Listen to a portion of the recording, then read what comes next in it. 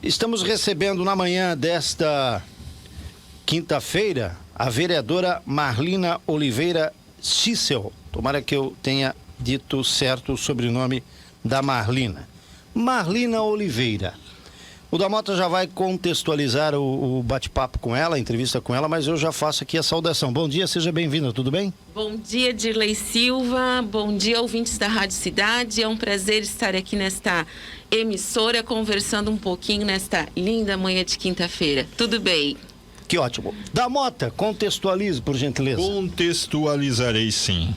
Sexta-feira agora, no período da noite, vai ter um evento ali na Câmara Municipal de Brusque, a Câmara de Vereadores, alusivo à Mulher Negra. O primeiro Fórum Brusquense da Mulher Negra, alusivo ao Dia Nacional de Teresa de Benguela e da Mulher Negra e ao Dia Internacional da Mulher Negra Latino-Americana e Caribenha. Será das 7 da noite às 9 da noite e esse evento, claro, vai ter um limite de participação. Quem tiver interesse, a Marlina até vai explicar como é que vai proceder, mas é um evento que ele consta aí no hall aliás, tem na programação também algumas homenagens que serão feitas alusivas a esse tema, que, portanto, acontece na próxima sexta-feira, é isso, né, Marlina? Bom dia, Valdomiro. Bom dia, Marina. Exatamente. O primeiro Fórum da Mulher Negra, né? O primeiro Fórum Brusquense da Mulher Negra, ele tem o objetivo de trazer para o município, abrir no município essa discussão. Essa discussão que ela se torna importante porque as mulheres negras, se existe uma pirâmide social, somos nós que estamos na base. Então, abrir essa discussão neste município, nesta cidade, com as pessoas que aqui vivem, trazendo para o debate, evidenciando quem são as mulheres negras deste município, onde elas estão, que espaço elas ocupam, e congregando a um debate nacional, né, não só local, é o objetivo do fórum. Então, o fórum, ele inaugura-se, instaura-se, e a gente está bem feliz por fazer esse movimento aqui no município de Brusque. Bom, quando você fala que a mulher negra na nossa região aqui, imagino que esse seja um debate que vai ser feito não só com o pessoal de Brusque, mas também Botuverá, Guabiruba, né? Quando você fala que está na base, né? É essa a tua sensação, mesmo que quando se fala em base, é que há uma exclusão das mulheres negras em Brusque?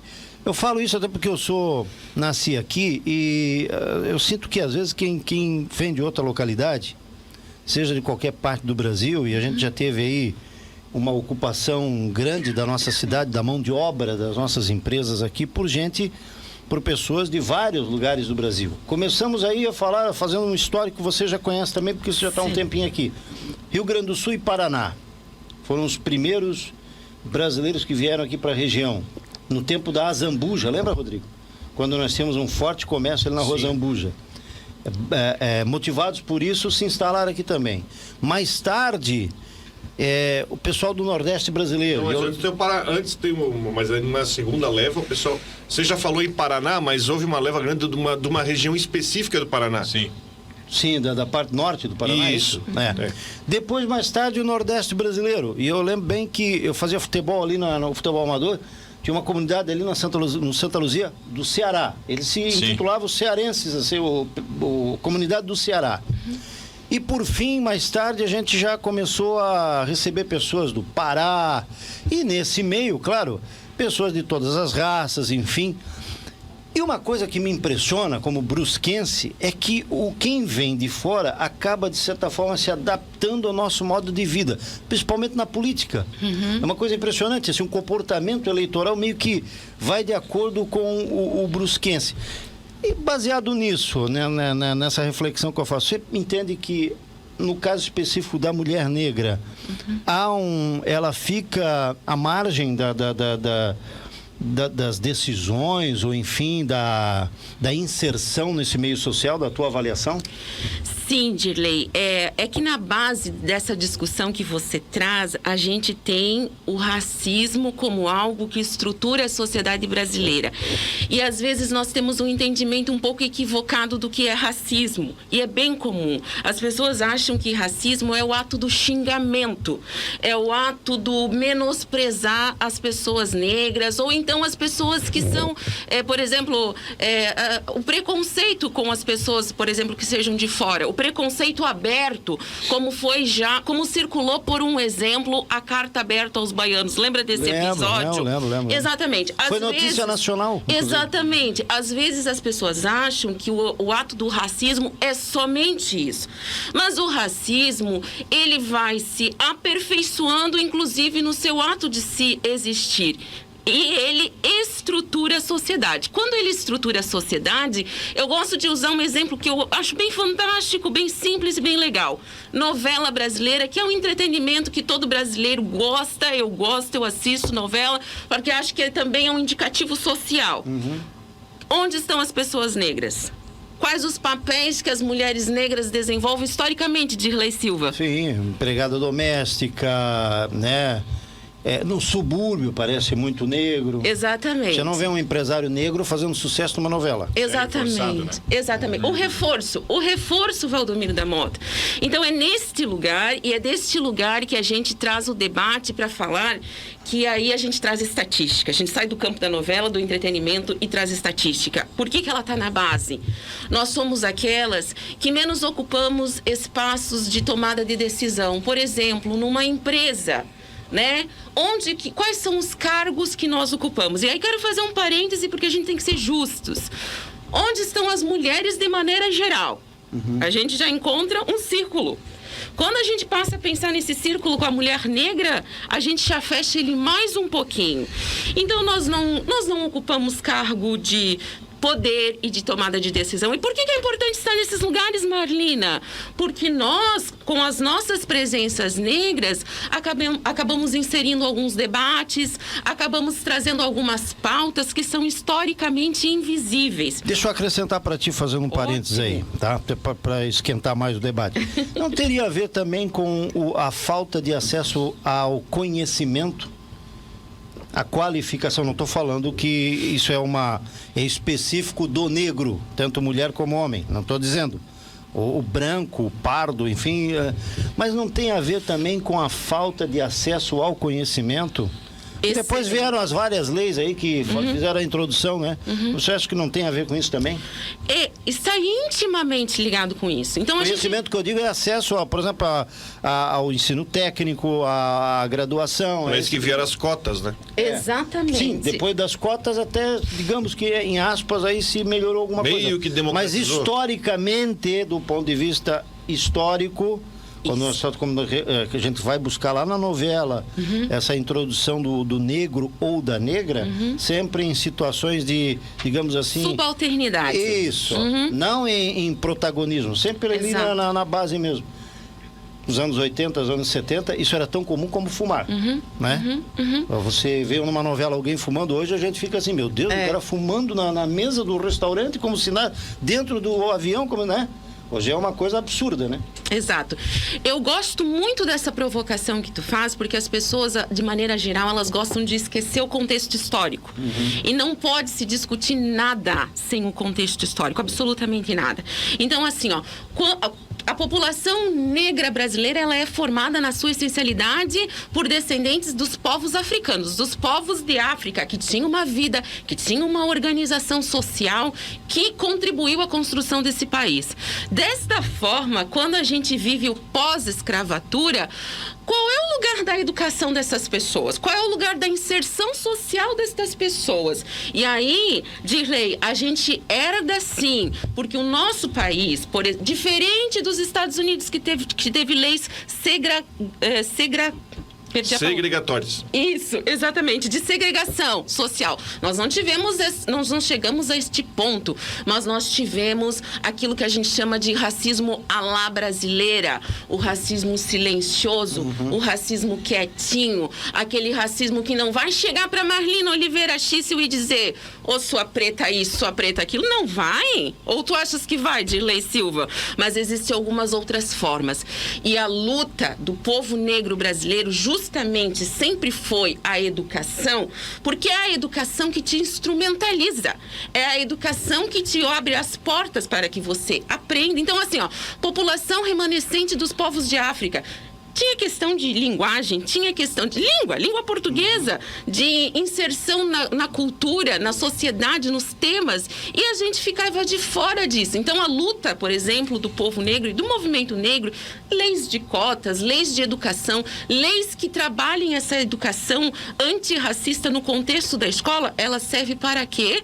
Justamente para que a gente diminua esta desigualdade. A diferença, né? A diferença. Eu particularmente sou contra. Sou contra não no aspecto prático. No aspecto prático, sim, porque aí esse contexto histórico, que como não se teve acesso, você tem uma geração que paga um preço alto por isso. Eu sou aquele que defende o mérito. Mas como é que você vai defender o mérito, Dirley, se o cidadão não teve acesso à educação? Aí que está o X do debate. A educação básica, eu estou falando de educação básica. E as cotas, Dirley, sempre é importante lembrar, elas caem por terra a partir do dia que nós tivermos uma sociedade de igual oportunidade. Sim. Aí entra o mérito.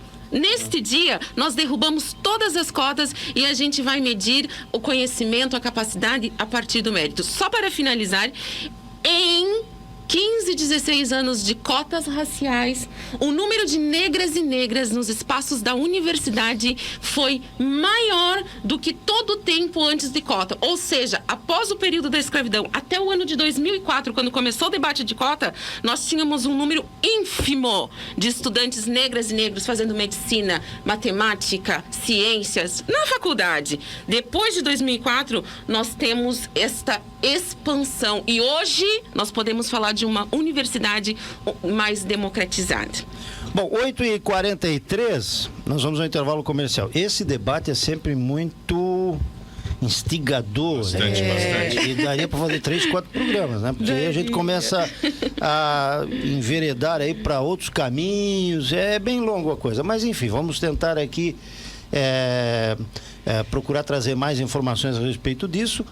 Continua agora a sua pergunta, Damota, que você ainda não teve a oportunidade de perguntar. Eu não tive a oportunidade de perguntar. Não, desculpa, você... Não, você... Marina, até analisando aqui o debate, como o Dirley falou, é um debate que ele vai longe, né? Se a gente for puxar, ele vai muito longe. Você está aqui, você é gaúcha, né? Sou. É gaúcha, está aqui há 4, 5 anos, né? Não, eu estou há 10 anos. Ah, 10 anos. Isso. 10 anos, eu achei que era menos, né? E como é que você tem visto essa... Porque a gente percebe que nunca se teve muitas ações voltadas à atuação, ao papel da mulher negra. Na verdade, esse evento que vai ter, a tua participação, de certa forma, está sendo meio que pioneira, né? O que você tem observado nesses 10 anos em relação à participação, à atuação, a forma como a mulher negra é vista aqui no contexto de Brusque? Eu acredito, Valdomiro, que segue um padrão daquilo que a gente vê a nível nacional. Eu circulo muito no espaço educacional, por exemplo, que é da onde eu venho. Então, assim, eu sou coordenadora pedagógica e eu faço parte de um grupo que, entre efetivos e contratados temporariamente, a gente chega aí a 80 pessoas, mais ou menos. E a coordenação pedagógica, ela dentro de uma hierarquia educacional, ela tem um lugar. Entende? Então, por exemplo, aos 27 anos, eu já era uma mulher negra que exercia uma função de tomada de decisão, de chefia, por exemplo, Sim. a partir. E eu não vou dizer que essas relações elas foram fáceis, tranquilas e não tensas. Porque a gente não pode negar que o preconceito, ele existe, e eu não parto daqui, eu não estou discutindo será que existe ou não. A gente parte de um ponto que do nosso país, a desigualdade, ela é expressa em números, em estatísticas e dados. E isso provoca tensas relações. Então, você ser chefiado por uma mulher negra é uma novidade numa cidade como Brusque. Causa tensionamentos, causa rusgas, causas. E aí, esse é um movimento, esse é um dado, por exemplo. Um outro dado, por exemplo, como eu estava falando, desse universo de 80 profissionais negras e negros, nós somos em 2 coordenadoras negras. Eu e uma outra colega. E o restante todo, não. E o que isso explicita? Nós não temos professoras negras que se interessem em fazer um concurso para essa área. Quais são as nossas condições de chegar a este espaço? Se a gente olha para a administração pública, que tem um papel, inclusive nessas políticas de ação afirmativa, tem um papel. Onde estão as pessoas negras que compõem, por exemplo, o espaço da administração pública municipal? Né?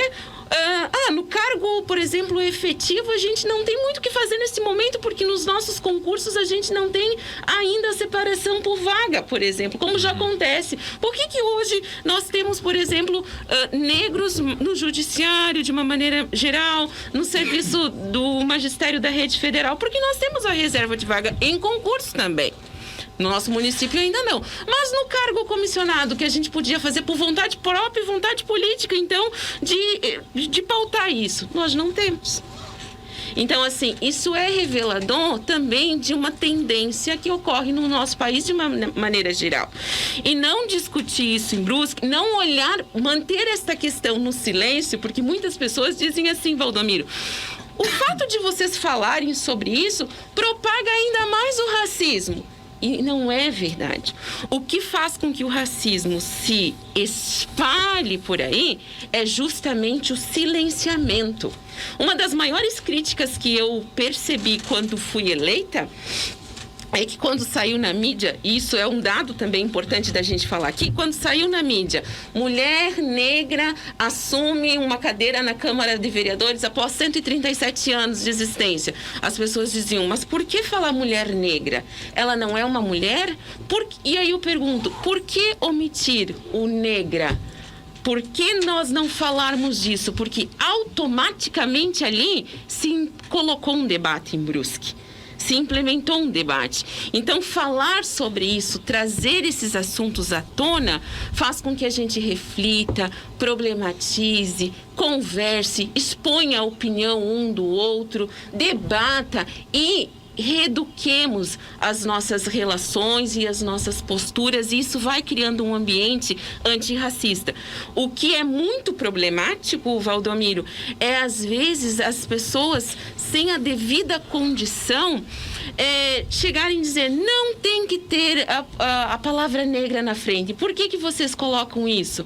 Isso aprofunda ainda mais o racismo. Não é verdade. O que aprofunda ainda mais o racismo é o silenciamento, porque no nosso país a gente advoga muito em torno do mito da igualdade racial. Ora, se nós fôssemos iguais, racialmente falando, se não houvesse diferença, num país de maioria negra, Valdomiro, nós estaríamos ocupando os espaços sociais de uma maneira mais igualitária. Então, em Brusque, uma cidade de quase 140 mil habitantes, eu veria, porque existe uma população negra em Brusque. Existe.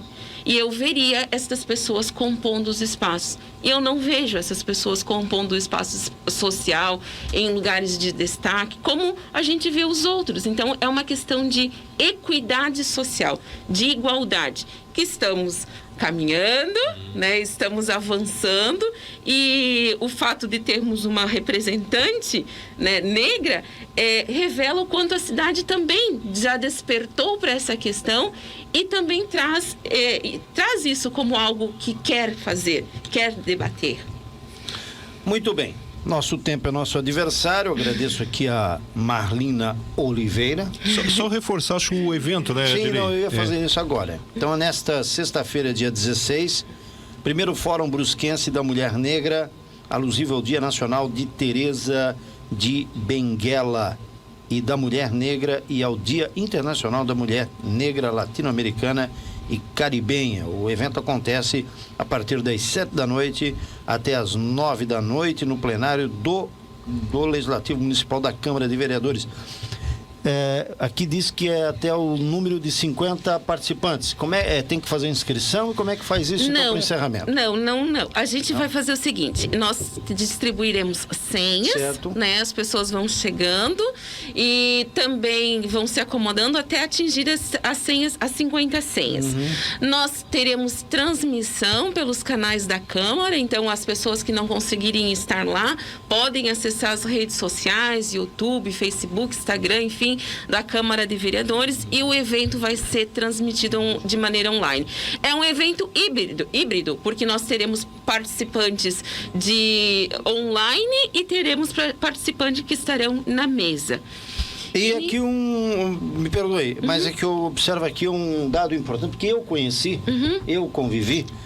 Homenagem às professoras Lúcia Francisco Cipriano, Isso. Avelina de Mendonça, filhas de Orgino Domingos Francisco. Você sabe quem foi Orgino Domingos Francisco? Não. Pois eu tenho, aos meus 58 anos, a grata satisfação de ter convivido com o seu Ginoca. Seu Ginoca é vizinho do meu pai ali. Ginoca, que foi um homem trabalhador do Maluche. Carrocinha dele lá, aquela carroça dele. Sim. E eu atendi o seu Ginoca quando eu fui caixa do supermercado Arker, levava as compras do seu Ginoca na carrocinha dele, que ele estacionava no estacionamento do supermercado Arker. Era a única vez na vida que eu vi uma carroça estacionada no supermercado Arker, loja 1. Ali em frente à Ele mora perto da casa do meu pai ali, inclusive a história é que a casa onde ele mora, ele ganhou do seu Maluche, né? Porque o bairro Jardim Maluche, ele era uma grande fazenda, né? Isso, tô falando na década de 50, 60. E a casa onde ele mora, ele ganhou da família Maluche quando da formação do bairro. Pode até fazer foi o primeiro negro a morar no Jardim Maluche. Sim. E o seu Ginoca, ele representa uma das 3 primeiras famílias que chegaram em Brusque. Ele faleceu em que ano? Você lembra? 2007. 2007. 2007. Veja, nos anos 80 ele já era velhinho, tá? Sim, eu lembro da minha infância. Ele já era velhinho. Carrocinha dele lá. E as filhas dele são 3 mulheres professoras, Sim, né? Conheço todas. Exatamente, a Avelina, a Lucelena e a Umbelina. Um dos filhos dele trabalhou comigo no Arker também. Um dos filhos dele trabalhava comigo nós no perdemos recentemente um dos filhos do seu Ginoca, né? O seu Cipriano, Esse né? mesmo que trabalhou comigo. Eu e o Cipriano empacotávamos cebola. É sério. Eu começava às 8 horas da manhã, posso contar, deixa eu ver. 8h59. Sim. Aí até o meio-dia. Meio-dia a gente trabalhava no caixa. Depois do meio-dia a gente ia pro depósito. E eu e o Cipriano ficávamos um de frente pro outro, empacotando cebola. Eu saía de lá com cheiro de cebola impressionante, cara. É lógico, né? Exatamente. Que coisa, né? E ele uma vez quis me jogar no rio. Ele estava com problema, você sabe, né? Sim. Mas olha, a gente vai fazer essa homenagem a essas mulheres desta família, né? Então, trazer a visibilidade. O fórum, ele vai ter esse desenho, né? De fazer homenagens, né, a pessoas que moram em Brusque, que ajudaram na construção, né, ser funcionário de uma empresa tradicional, né, ajudar a comunidade, e a gente pensa a partir do fórum fazer esses movimentos. De maneira geral, estou muito feliz e satisfeita, né, com o fórum que vai acontecer e com a abertura dessas discussões.